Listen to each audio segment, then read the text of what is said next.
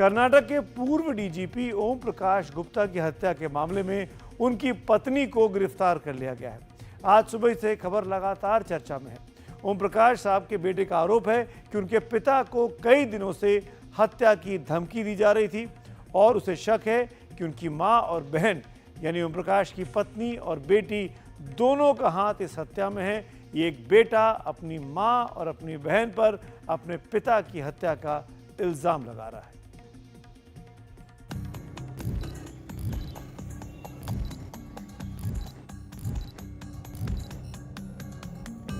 सोमवार सुबह कर्नाटक के पूर्व डीजीपी ओम प्रकाश की हत्या की खबर आई तो सनसनी फैल गई।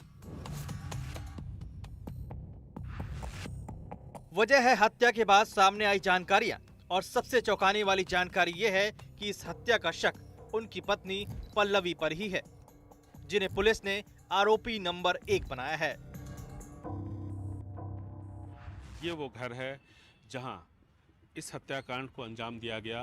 पुलिस ने इस घर को सील कर दिया है। ये पूर्व डीजीपी ओम प्रकाश का घर है और इसी ग्राउंड फ्लोर पे जो जानकारी मिली है, यहाँ पर उनकी हत्या हुई और यहीं से पुलिस ने उनके डेड बॉडी को मॉर्चरी पहुँचाया था। ये 3 फ्लोर का घर है। देखिए, ग्राउंड फ्लोर, फर्स्ट फ्लोर और सेकंड फ्लोर। बताया जा रहा है कि जब पति पत्नी के बीच में झगड़ा चल रहा था, उस वक्त उनकी बेटी ऊपरी मंजिलों पे थी, नीचे नहीं थी और इसीलिए पूछताछ के बाद उनकी बेटी को छोड़ दिया गया है। लेकिन ओम प्रकाश की पत्नी अब भी पुलिस की हिरासत में है और उनसे लगातार पूछताछ चल रही है। पुलिस को इंतज़ार है पोस्टमार्टम रिपोर्ट का और पोस्टमार्टम की जो प्रिलिमिनरी रिपोर्ट्स आ जाएंगी उसके बाद तस्वीर बहुत हद तक साफ हो जाएगी। रविवार शाम बेंगलुरु में ओम प्रकाश के मकान से उनका लहूलुहान शव बरामद हुआ। उस वक्त घर में उनकी पत्नी और बेटी मौजूद थी। पूर्व डीजीपी ओम प्रकाश की हत्या के मामले में बेटे कार्तिकेश ने जो शिकायत दर्ज कराई है उस पर ध्यान दीजिए। कार्तिकेश ने शिकायत की है कि मेरी मां पिछले हफ्ते से पिता को हत्या की धमकी दे रही थी। धमकी के कारण पिता अपनी बहन के घर चले गए थे। 2 दिन पहले मेरी छोटी बहन बुआ के घर आई। पिता को लेकर छोटी बहन घर लौटी। पड़ोसी ने फोन कर पिता पर हमले की जानकारी दी। घर लौटने पर पिता को खून से सने देखा। उन्हें अस्पताल ले जाया गया।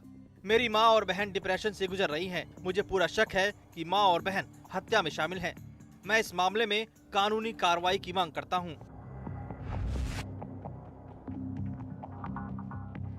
कहा जा रहा है कि पूर्व डीजीपी का पूरा परिवार आपस में एक दूसरे से उलझा हुआ था। माँ बेटी एक तरफ, पति दूसरी तरफ और बेटा और इसका परिवार अलग। सभी एक दूसरे के खिलाफ खड़े थे।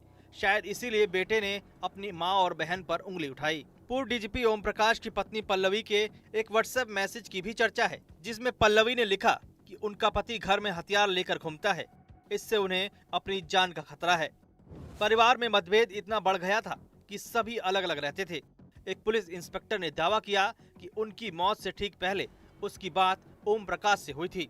वो उनसे मिलना चाहता था, लेकिन पत्नी की मौजूदगी की वजह से ओम प्रकाश ने उससे मिलने से रोक दिया। उन्होंने मुझे आज दोपहर 3:05 पर कॉल किया। वो बहुत शांत और साफ तरीके से बात कर रहे थे। मैंने कहा मैं घर आ जाऊंगा सर, लेकिन उन्होंने तुरंत ही मना कर दिया। नहीं, मत आना, मैडम घर पर हैं। जो जानकारी मिल रही है उसके मुताबिक प्रॉपर्टी विवाद के साथ साथ पति पत्नी के बीच में कई मामलों को लेकर के काफ़ी दिनों से विवाद चल रहा था। हाल ही में ये बताया जा रहा है कि एक प्रॉपर्टी, एक घर ओम प्रकाश ने अपने एक नज़दीकी रिश्तेदार को दिया था, शायद अपनी बहन को, और इससे उनकी पत्नी काफ़ी नाराज़ थी और इस बात को लेकर लगातार यहाँ पर हल्ला हंगामा हो रहा था।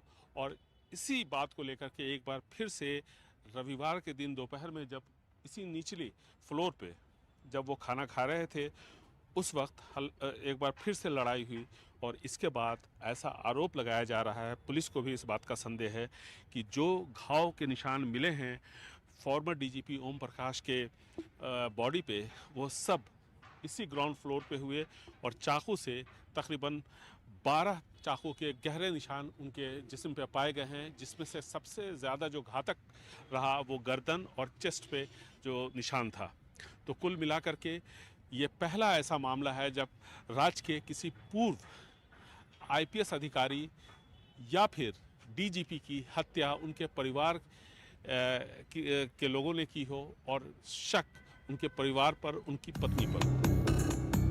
पूर्व डीजीपी की हत्या पर कर्नाटक के गृह मंत्री जी परमेश्वर ने क्या बोला वो भी सुन लीजिए। ओम प्रकाश की हत्या उनकी पत्नी ने ही की है, लेकिन जब तक हमें रिपोर्ट नहीं मिल जाती तब तक जांच जारी रहेगी। जांच रिपोर्ट से पहले हम कुछ भी निष्कर्ष नहीं निकाल सकते। जांच जारी है और हम विभिन्न पहलुओं पर विचार कर रहे हैं। एक बार रिपोर्ट हमारे पास आ जाए तो आप बात कर सकते हैं कि हत्या कैसे की गई।